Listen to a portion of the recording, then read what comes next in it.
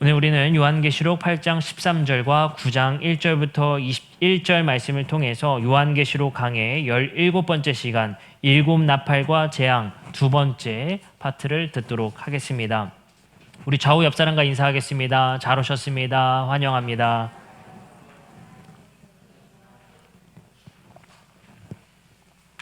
네, 우리 한 주 한 주 또 못 보던 얼굴들도 이렇게 만날 수 있어서 또 반갑고 또 기쁘고 참 좋습니다. 오늘은 국가 공무원이 찾아와서 저희 방역 점검하고 우리가 지금 현재 그 30% 숫자를 잘 지키고 있는지 또 확인차 방문했었습니다. 저희 교회가 모범적인 사례로 잘 지키고 있음을 확인하고 돌아갔습니다.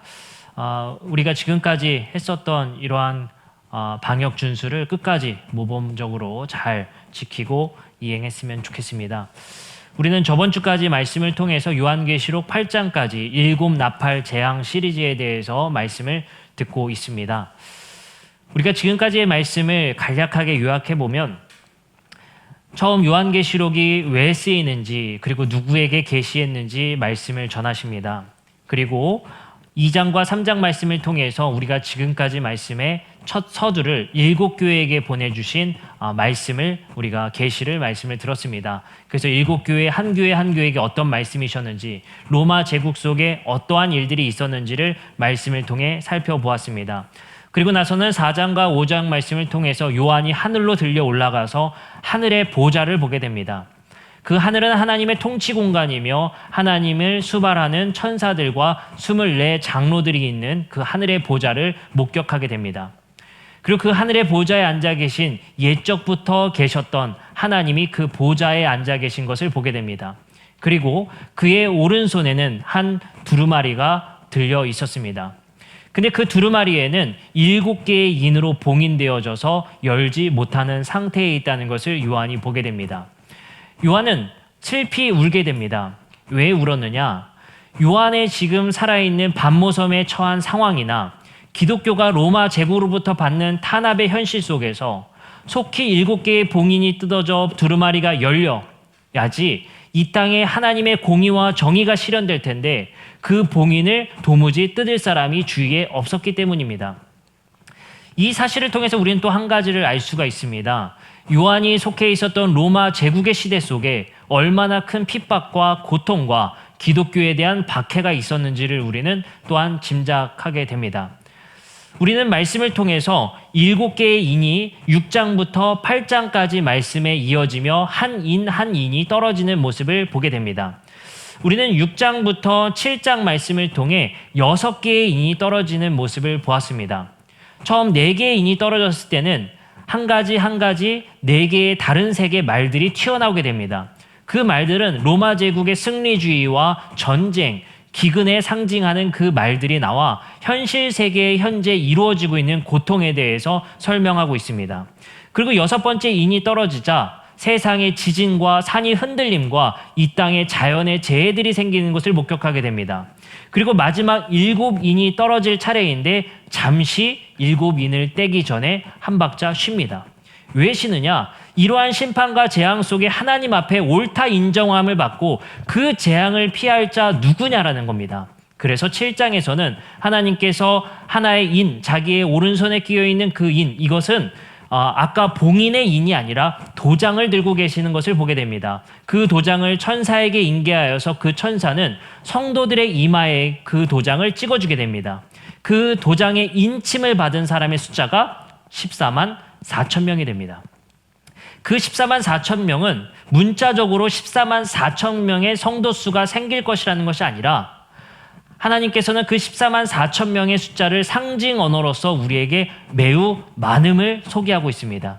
그 매우 많음은 놀랍게도 7장 하반부에 많은 언어들을 말하는 사람들과 이것은 이방인을 뜻하겠죠. 이스라엘을 넘어서서 이방인 모든 민족, 수많은 무리들을 보게 됩니다. 그래서 요한은 아마 그때 알았을 것입니다.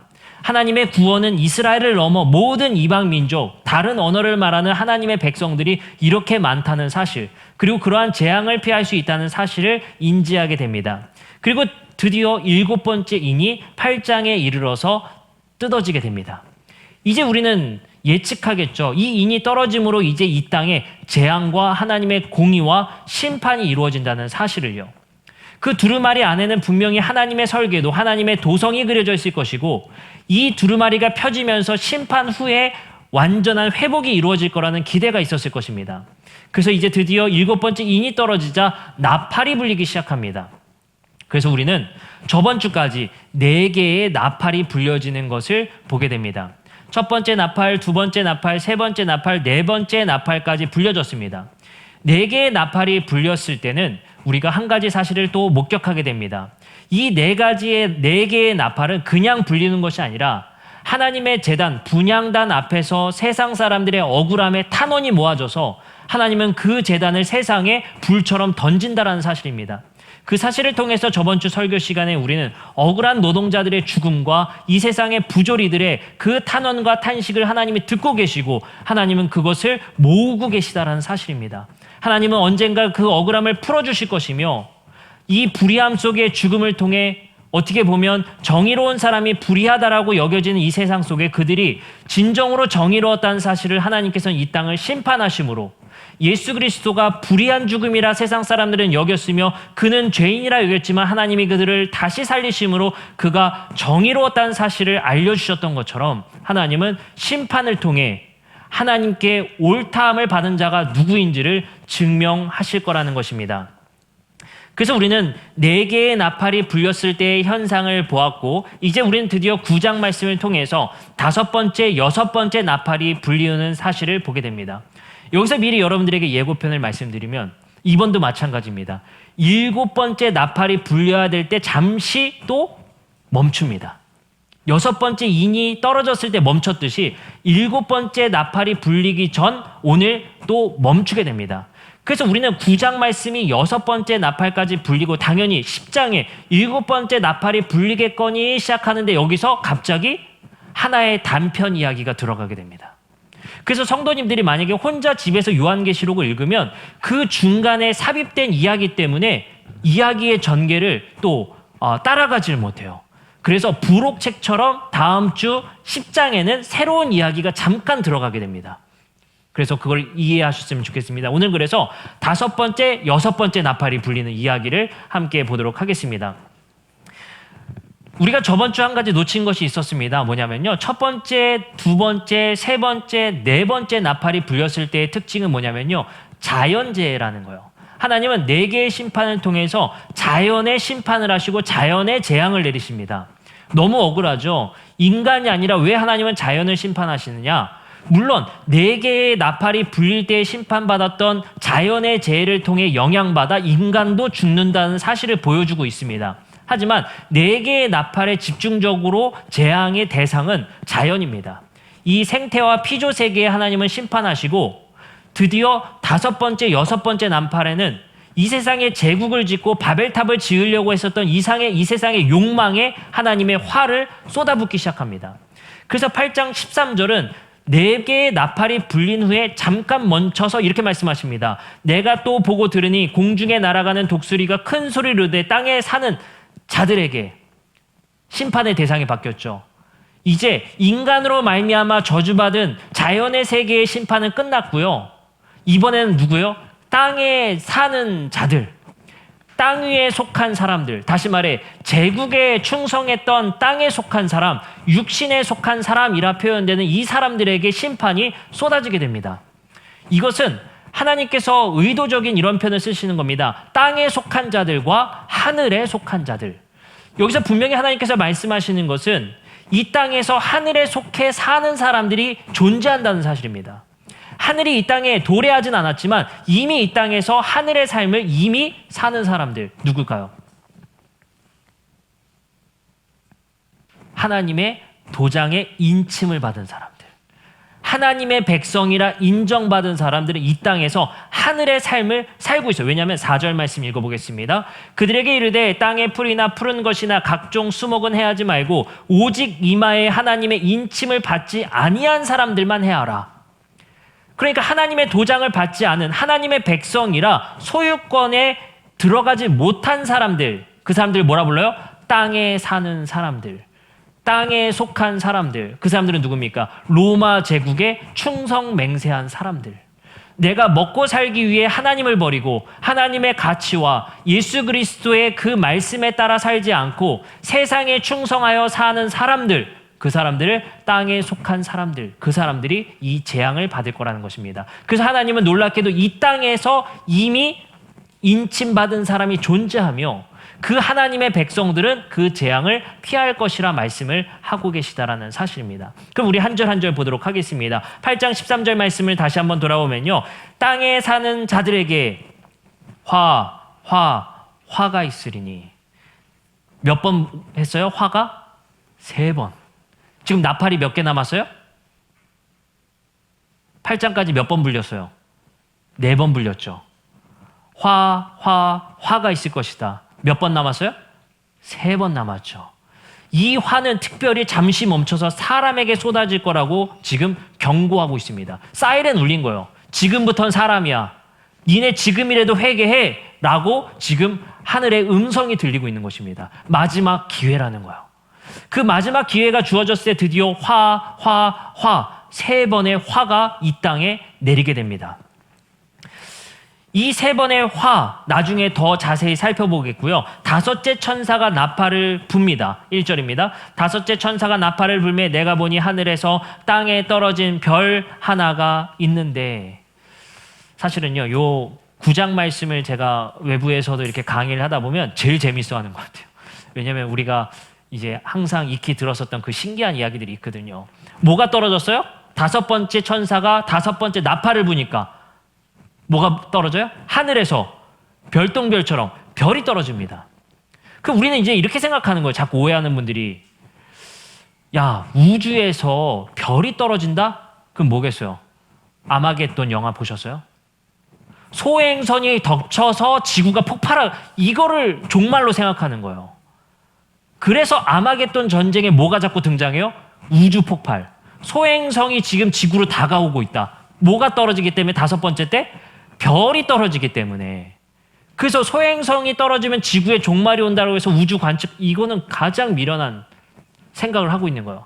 성경에서는요, 하늘에서 별이 떨어지는 것을 늘 은유적으로 한 가지를 상징합니다. 말씀 보겠습니다. 이사야서 14장 12절부터 14절 말씀에 이렇게 써 있습니다. 너 아침의 아들 계명성이여 어찌 그리 하늘에서 떨어졌으며 너 열국을 엎은 자여 어찌 그리 땅에서 찍혔는고 내가 내 마음에 이르기를 내가 하늘에 올라 하나님의 뭇별 위에 내 자리를 높이리라. 내가 북극 지폐의 산 위에 앉으리라. 가장 높은 구름에 올라가 지극히 높은 이와 같아지게 하는도다. 누가복음 10장 18절을 보면요, 예수께서 이르시되 사탄이 하늘로부터 번개같이 떨어지는 것을 내가 보았노라. 하늘에서 떨어지는 별은 뭘 상징해요? 항상 사탄을 상징합니다. 하나님께 대항하는 어떠한 존재를 상징해요. 그 다음 절에 보겠습니다. 1절 더 보겠습니다. 떨어진 별 하나가 있는데 그가 무저갱의 열쇠를 받았더라. 여러분들 별이 열쇠를 어떻게 받아요? 별이 어떻게 열쇠를 받겠습니까? 인격적 존재로 보고 있는 거예요. 지금 떨어지는 우주적 별이 아니라는 사실을 정확하게 아시겠죠? 어떤 인격적 하나님을 대항하는 존재들을 말하고 있는 거예요. 근데 그가 무엇의 열쇠를 받아요? 무저갱의 열쇠를 받습니다. 자, 여러분들 세번역 9장의 말씀 2절의 말씀에 보면요, 이렇게 쓰여 있어요. 제가 읽어보겠습니다. 그 별이 아비소스를 여니 거기에서 큰 용광로의 연기와 같은 연기가 올라왔습니다. 그래서 해와 하늘이 그 구덩이에서 나온 연기 때문에 어두워졌습니다. 우리말 성경을 읽어보겠습니다. 그가 무저갱을 여니 그 구멍에서 큰 화덕의 연기 같은 연기가 올라오매 해와 공기가 그 구멍의 연기로 말미암아 어두워지며. 무저갱이라는 표현을 우리말 지금 개역개정 성경에서는 무저갱 한자어로 쓰고 있고요. 세번역에서는 뭐라고 쓰고 있어요? 지금 아비소스라고 헬라어 음역을 그대로 번역했습니다. 아비소스를 한글로 한자어로 번역한 게 무저갱이에요. 그게 뭐냐면요, 기품의 끝이 없는, 그 저가 없는 무한대의 갱을 말해요. 근데 이건 좀 잘못된 번역입니다. 이 아비소스에 대한 최대한으로 근접한 한자어를 쓴 건데 무저갱, 솔직히 들어는 봤지만 잘 모르겠는 것이죠. 이 아비소스라는 것은 사실 웅덩이, 깊음이라는 뜻이에요. 네. 그리고 갱은 뭘까요? 갱. 우리 그 갱도 들어간다. 그 갱의 어떤 통로를 말하죠. 그러면 이렇게 보면 무저갱이라고 보면 어떻게 돼요? 밑이 끝이 없는 어떤 갱으로 가는 듯한 느낌이에요. 근데 사실 정확하게 번역하면 아비소스의 갱입니다. 그 말은 뭐냐면 아비소스로 가는 갱이에요. 아시겠죠? 깊은 웅덩이로 가는 통로가 되게 돼요. 그래서 그 깊은 웅덩이로 가는 문을 여는 열쇠를 지금 누구에게요? 하나님을 대항하는 어떤 존재에게 전달을 한 거예요. 드디어 그 문이 뚜껑 열리면 어떻게 되겠어요? 그 깊은 곳에 있는 악의 세력들이 지금 이 땅을 침범하게 될 거라는 거예요. 아시겠죠? 그러한 이야기들을 지금 서술하고 있는 것입니다. 그래서 아비소스는 원래 히브리어로 태흠이라고 번역할 수 있습니다. 태음은 깊음을 의미하고요. 창세기 1장 2절에 그렇게 쓰여 있습니다. 땅이 혼돈하고 공허하며 흑암이 깊음 위에 있고, 여기에서 깊음이 태음, 아비소스예요. 헬라어로는 아비소스, 히브리어는 태음. 그래서 제가 한 가지 이제 말씀을 보도록 하겠어요.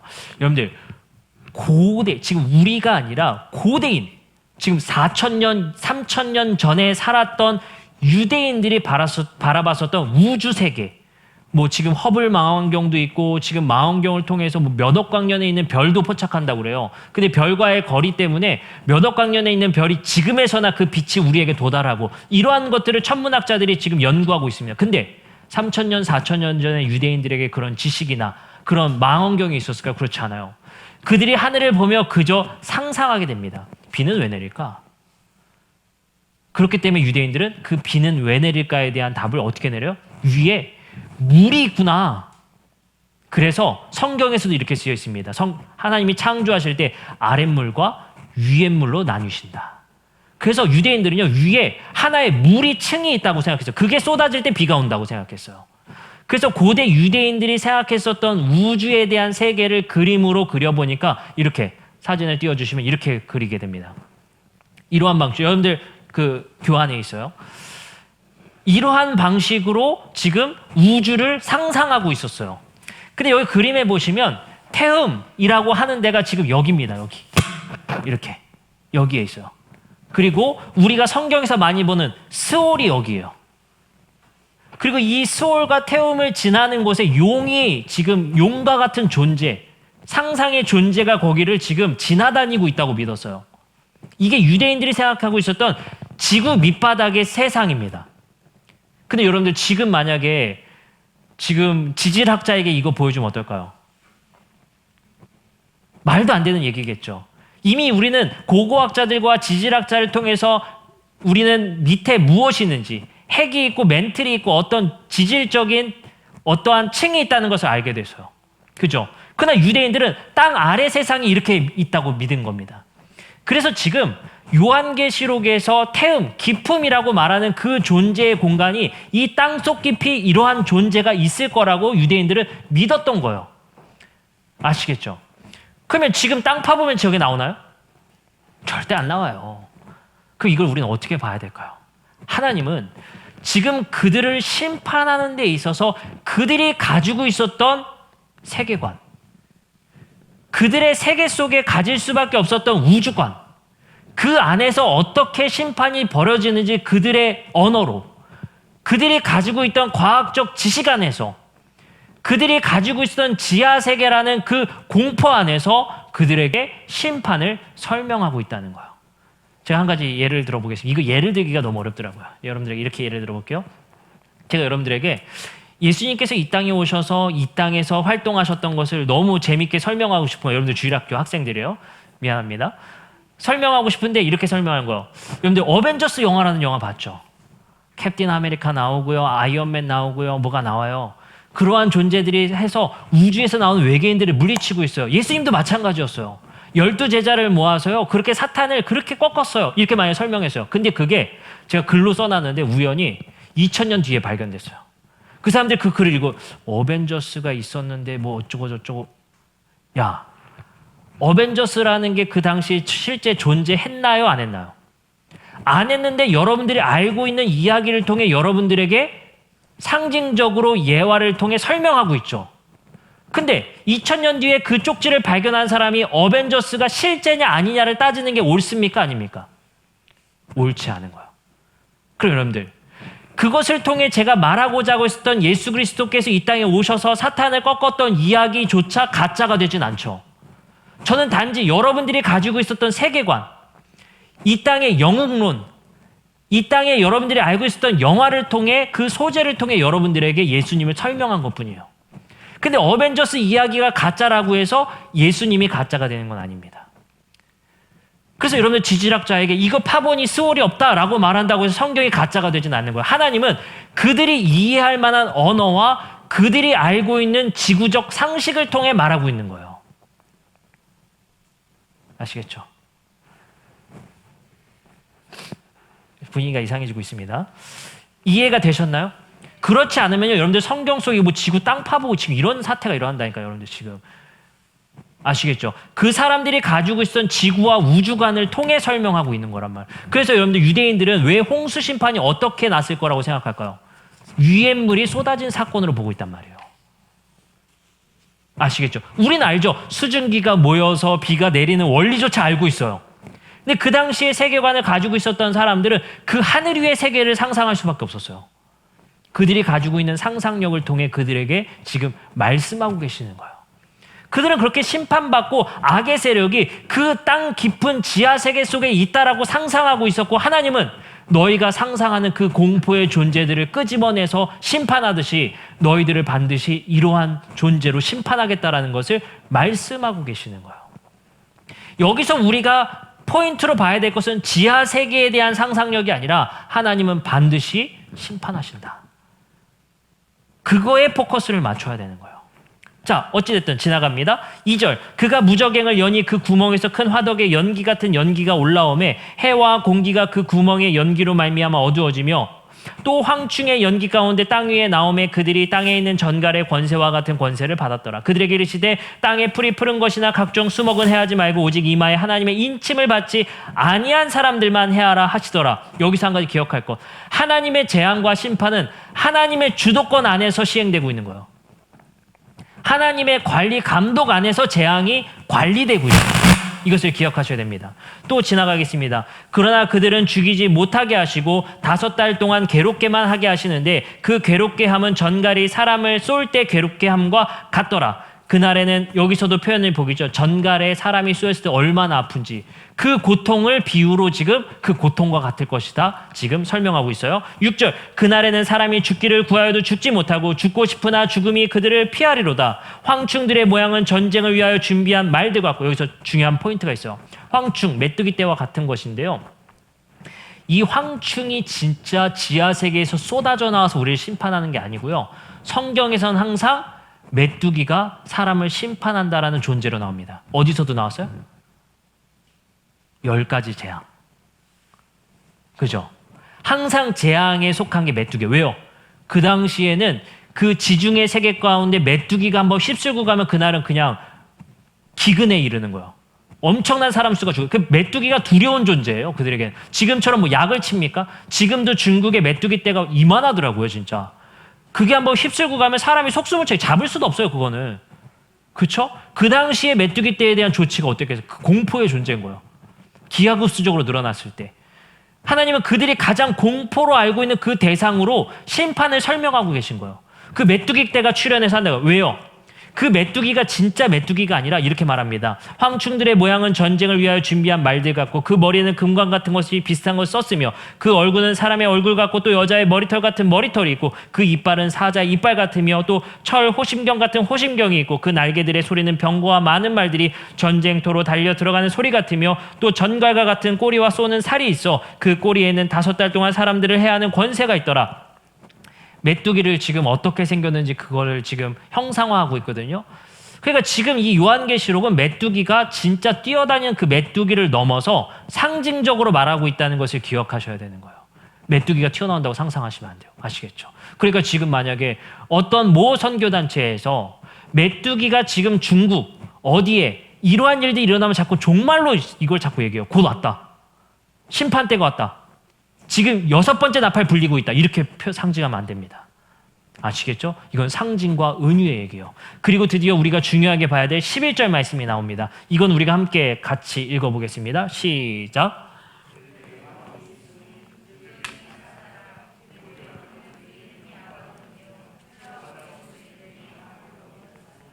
자, 그 메뚜기의 왕, 그러니까 이 땅을 심판하는 그 존재들의 킹이 있는 거예요.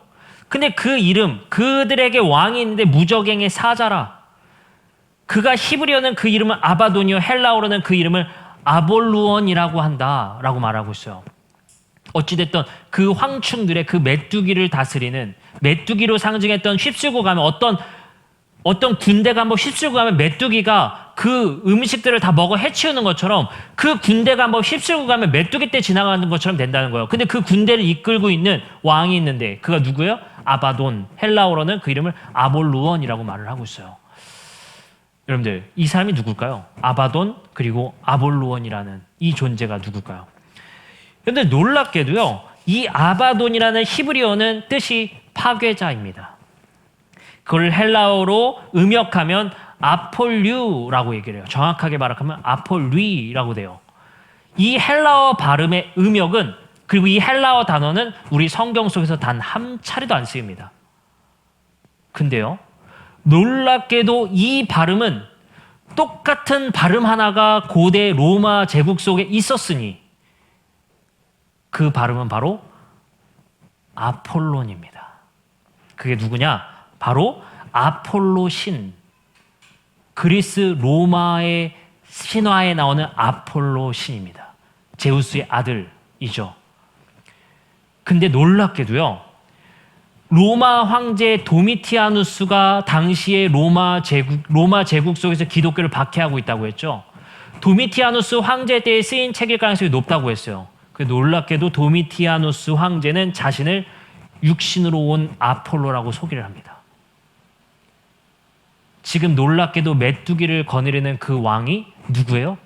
그리스 로마 신화에 나오는 아폴로, 자칭 아폴로라 부리는 도미티아누스 황제를 상징하고 있어요. 그것은 무엇일까요? 이 말씀은 지금 도대체 초대 기독교의 사람들에게 무엇을 얘기하고 싶은 걸까요? 이겁니다. 너희들 하나님의 인침을 받지 않고 로마 황제 도미티아누스에게 충성하며 그가 섬기는 우상들에게 충성하며 살기 위해 아둥바둥 사는 너희들, 상거래하고 길드의 조합에 들어가서 상거래를 위해 나를 버리고 그 황제에게 충성했던 놈들, 그 시스템과 제도 속에서 많은 사람들이 불의한 죽음을 당하고 있으며 정의롭게 살아가고 있었던 기독교인들 핍박하고 박해 있었던 도미티아누스 황제의 그 시스템과 제도가 결국은 너희를 죽일 거라는 거예요. 하나님의 심판은 놀랍게도요, 하나님이 어떠한 재앙을 만들어 우리에게 떨어뜨리는 것이 아니라 우리가 만들어낸 제도, 우리가 만들어낸 시스템이 결국엔 우리 스스로에게 칼을 들이밀어 우리를 죽인다는 거예요. 여러분들, 로마 제국의 시스템은 결국엔 너희를 죽일 것이다. 하나님께서는 놀랍게도 이 땅을 붙들고 계시고 이 시스템과 제도 속에서 불의한 죽음을 당하는 자들의 목소리를 듣고 계시고 하나님은 이것을 버티고 계시고 이것을 유지하고 계신 거예요. 근데 하나님이 이 손을 놓는 순간 너희들이 숭배했던 이 자본이라는 시스템에서, 너희가 숭배했던 지금 로마 제국이 옷만 갈아입었던 이 제도의 시스템이 결국엔 너희를 죽이고 심판할 거라는 거예요. 여기서 우리는 놀라운 사실을 하나 알게 돼요. 여러분들, 놀랍게도요, 지금 우리가 사는 세상에 이 말씀은 그대로 적용이 되게 됩니다. 지금 이 세상에서 가장 큰 화두가 뭡니까? 코비드-19, 코로나 바이러스입니다. 한 전염병 학자가 이렇게 얘기를 해요. 이 코로나 바이러스의 그 바이러스의 원인, 그리고 이 바이러스가 어디서부터 시작했느냐도 중요할 수 있겠지만 그 전염학자는 우리 인간의 욕망을 다시 돌아보라고 경고합니다. 그래서 저는 한 가지 그 다큐멘터리와 그 강연을 보면서 깨닫게 됩니다. 여러분들, 원래 하나님이 창조한 세상은 동물과 인간이 꽤 넉넉하게 살 수 있던 공간이었어요. 근데 유럽권의 세계에서 어떤 일이 일어났습니까? 농사를 짓기 시작하면서 인간이 수렵과 채취로 돌아다니는 사람들이 아니라 이제는 정착하기 시작했습니다. 그것은 우리가 여러 책들을 통해서 또 알게 됩니다.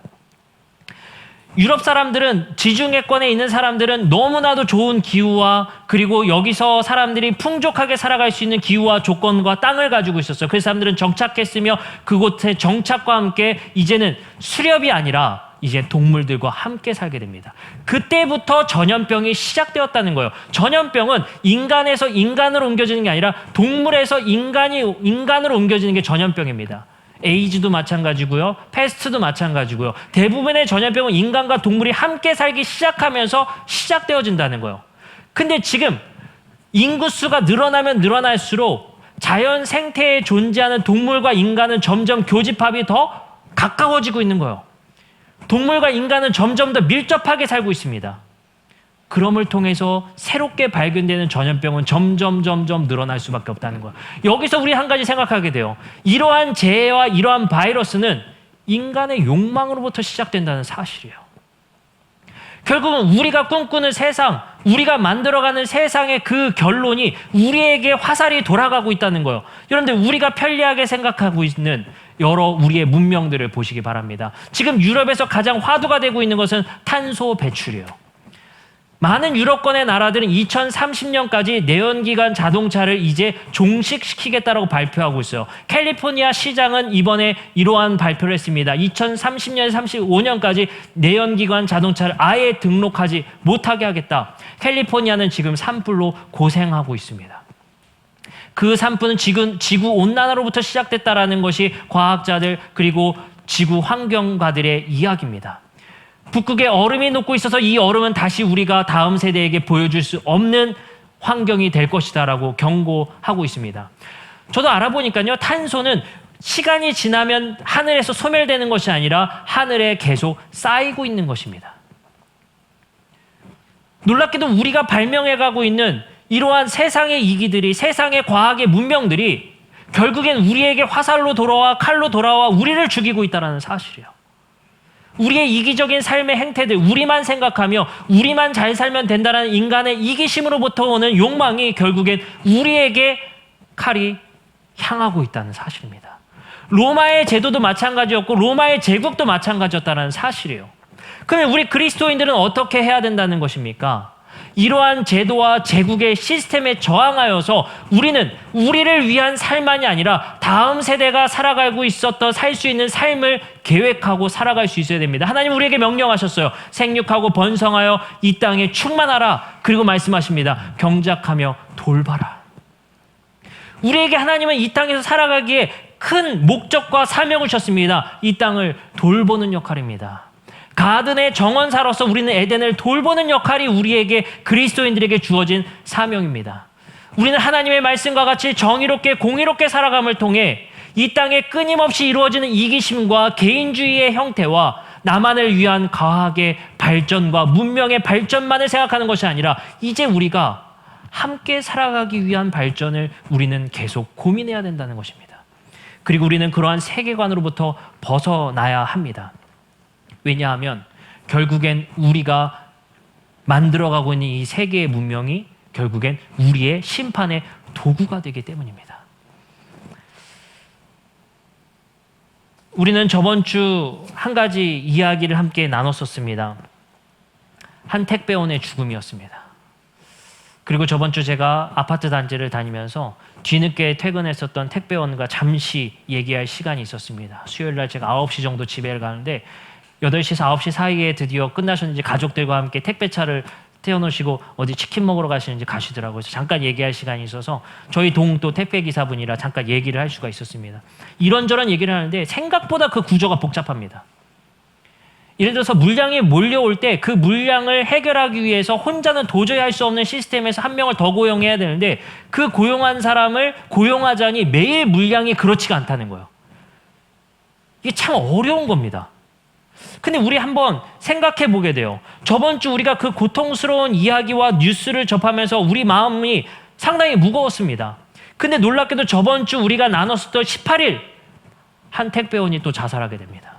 유서에는 이렇게 쓰여 있었다고 합니다. 1,000원 벌고 택배 분실하면 파손에 30만 원 배상해야 되는 현실. 견딜 수 없는 현실 속에 자살을 하고 맙니다. 39살 A씨는 경기도 파주시와 경기도 광주시에 위치한 한 물류센터 2곳을 오가며 트럭으로 택배를 운송했었고 일요일이었던 지난 18일 낮에 출근해 다음날 점심 무렵 퇴근했는데 회사에 호출을 받고 5시간 만에 다시 출근해야 했으며 이후 30시간 넘게 일하다가 20일 밤 쓰러졌고 병원으로 옮겨졌지만 그제 새벽에 끝내 숨졌습니다. 이것을 우리는 지금 매주 뉴스로 보고 있습니다. 이러한 구조적인 문제 속에 우리 한 가지 생각하게 됩니다. 여러분들이 죽였나요? 우리가 죽였습니까? 근데 저는 한 가지 충격적인 내 스스로의 회개와 고백을 하게 됩니다. 저는 이렇게 생각했습니다. 쿠팡 새벽 배송 너무 편하다. 새벽 배송 없었으면 어떻게 할 뻔했나. 당일 배송하니까 너무 좋더라. 우리는 편리만 생각하고 있습니다. 우리의 편리가 나아지면 나아질수록 누군가는 상당한 고통을 받고 있다는 사실입니다. 이것이 우리가 서로 공유되고 있다는 사실을 우리는 인지하지 못합니다. 내 편리에 의해 누군가는 고통받고 있다는 사실. 내 편리를 통해 내가 더욱더 이 길을 누림을 통해 누군가는 지금 죽음에 내몰리고 있다는 사실. 누가 얼마를 보고 누가 무엇을 하느냐를 우리에게 말씀하시는 것이 아니라 우리는 그들이 처한 현실과 삶 속에 연대해야 되고 그 목소리에 공감할 수 있어야 됩니다. 저는 저번 주 그렇게 말씀드렸습니다. 이거에 동의하라는 것이 아니라 우리는 그들의 자리에서 얼마나 힘든지를 공감하자는 것이 교회입니다. 이러한 현장이 얼마나 많습니까? 중소기업의 기업에 일하시는 분들도 마찬가지의 형편을 가지고 있는 건 알고 있습니다. 그들의 현장에서의 고민과 힘듦을 우리는 공감해야 됩니다. 왜냐? 하나님은 약자의 편에 서라고 말씀하시고 우리에게 계속 질문하십니다. 너희는 어느 자리에 서 있느냐? 라는 것입니다. 여러분들, 우리 교회에서는 이러한 운동을 하고 있습니다. 그리고 지금 계획 중에 있습니다. 저번 우리 온라인 예배 때 한 가지 캠페인을 제안했었죠. 우리 교회 성도님들의 카페에 친환경 제품으로 교체하는 거. 드디어 저번 주까지 이제 친환경 기업과 미팅을 해서 이제 단가 조정을 이제 이루어냈습니다. 그래서 저희 교회에 제공하는 것과 우리 친환경 카페로 바꾸면 친환경 인증서를 부착하는 내용까지 이제 어느 정도 협의가 끝났습니다. 디자인은 누가 할 것이고 어떻게 할 것인지. 그래서 우리가 통계를 내본 결과 깜짝 놀랄 사실을 우리가 알게 됐습니다. 우리가 1년 동안 바꾸는 플라스틱 빨대의 개수는 거의 7만에서 8만 개에 육박한다는 사실입니다. 왜 이거에 집중하느냐? 여러분들, 오늘 말씀과 관련이 있기 때문입니다. 여러분들, 우리가 쓰는 페트병이나 이런 것들이 웬만하면 재활용 분류가 돼서 플라스틱으로 다시 환원이 됩니다. 그러나 빨대 같은 것은 거의 재활용이 안 됩니다. 재활용하는 업체 측에서의 이야기는 그러한 디테일한, 예를 들어서 페트병 뚜껑 색깔까지 맞춰서 분류해야 되는 건 분류가 불가능하기 때문에 자기들도 손해보기 때문에 그 분류를 하지 않고 쓰레기를 수출하거나 대서양에 버리게 됩니다. 그 빨대들이 모여서 그것들을 물고기들이 먹고 우리는 계속 미세 플라스틱을 섭취하고 있다는 사실이 의학계와 과학계에서 밝혀진 증명된 사실입니다. 얼마 전에 한국에서도 발표를 했죠. 생선들을 해서 조사를 해보니 미세 플라스틱이 상당수가 발견됩니다. 우리가 먹고 있는 회 그리고 우리가 먹고 있는 생선에서 미세 플라스틱이 우리 몸에 계속 쌓인다는 사실입니다. 바다에서도 썩지 않고 땅에서도 썩지 않는 것이 우리 몸에서는 썩겠습니까? 세계에서는 이렇게 말했습니다. 세계의 가장 놀라운 발견과 발명품 2가지라면 자동차 바퀴와 그리고 플라스틱일 것이다. 우리가 편리를 위해 사용했었던 그 플라스틱이 우리에게 독이 되어 돌아오고 있다는 사실이에요. 우리 이 제도와 시스템 속에서 우리는 그것에 이제 변화를 추구하는 것이 교회가 되어야 합니다. 두 번째입니다. 우리가 편리하게 이용하는 택배의 이용들, 우리는 그 횟수를 줄일까요? 택배 더 이용하지 않을까요? 그러면 여러분들 온라인 몰을 하고 있는 그 기업들조차 같이 힘들어지게 됩니다. 하나의 어떤 생계 공동체가 이루어져 있어요. 여기서 불매운동을 한다고 되는 일이 아닙니다. 우리는 어떻게 될까요? 그들의 목소리를 들어주고 그들의 환경의 개선에 함께 편에 서 있어야 된다는 거예요. 그래서 저희 교회가 이번에 3번째 캠페인을 준비하고 있습니다. 오늘 바로 신청이 가능합니다. 무엇이냐? 바로 이겁니다. 아무것도 아닌 준비가 될 것 같아요. 우리 택배 기사님들이 올 때 잠시 쉬어갈 수 있도록 문 앞에 걸어두는 겁니다. 우리가 응원 문구와 함께 간식을 넣어서 택배 기사님들이 힘을 내볼 수 있도록 우리가 함께 응원하고 있다는 사실을 그들이 알 수 있도록, 그들이 외로운 싸움을 벌이는 것이 아니라 새벽 배송을 하고 새벽 늦은 시간까지 30시간씩 일하는 5만 보라는 걸음걸이를 걷는 사람들이 잠깐 이 문구로 위로받을 수 있도록 우리가 하는 겁니다. 그래서 제가요, 이 교회에 와서 하지 않은 거 한 가지가 있어요. 뭔지 아세요? 아직도 하지 않은 거. 교패를 제작하지 않았었습니다. 근데 이 캠페인과 함께 교패를 제작하려고 합니다. 교회가 하고 있다. 교회가 당신들과 함께하고 있다. 그래서 여러분들은 아주 간단합니다. 뭐만 하시면 될까요? 캠페인 신청만 하면 제작해서 나눠드리겠습니다. 그래서 문고리에 걸어두셔서 우리가 함께 이 운동에 참여해 주셨으면 좋겠습니다. 누군가의 고통 소리에 함께하고 있다는 것.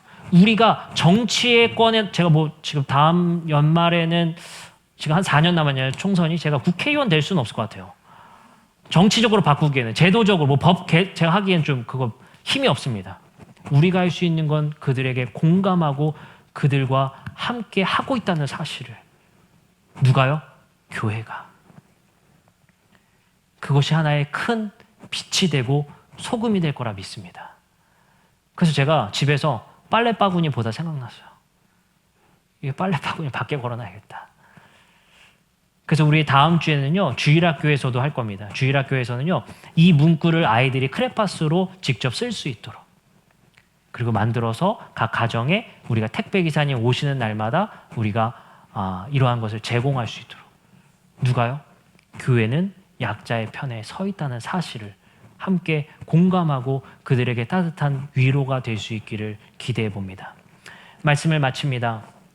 놀랍게도 성경은 여섯 번째 나팔이 불리움을 통해서 우리가 만들어낸 문명과 우리의 이기심이 결국엔 우리 스스로를 죽이고 있다는 사실을 말씀하고 계십니다. 우리는 이 제도의 대항함을 통해서, 저항함을 통해 하나님의 문명과 하나님 나라의 삶을 살고자 애쓰는 사람들입니다.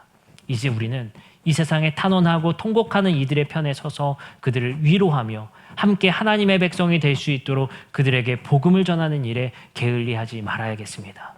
함께 기도하겠습니다.